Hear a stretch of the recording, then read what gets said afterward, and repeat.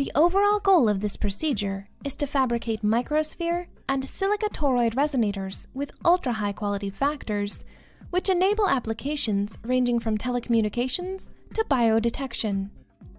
Microsphere fabrication begins with the preparation of a clean, stripped optical fiber end.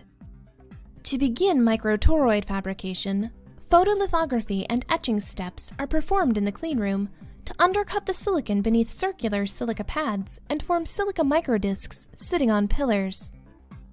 The next step of both fabrication processes is to expose the optical fiber end or silica microdisc to a properly aligned CO2 laser beam. The CO2 laser beam melts the silica, forming microspheres or smooth silica toroids.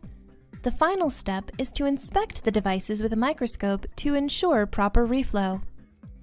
Ultimately, line width measurements are used to determine the quality factor of the resulting spheres and toroids. The motivation for using CO2 laser reflow to make microsphere and microtoroid devices is the ability to achieve quality factors above 100 million. Visual demonstration of this method is critical because reflowing a high-quality factor sphere or toroid can be difficult. Results can vary from sample to sample, so you need to watch carefully to make sure the laser beam is properly aligned and has the correct settings.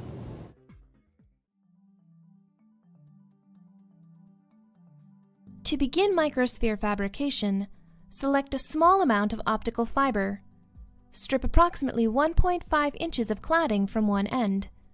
Clean the stripped fiber end with either methanol or ethanol.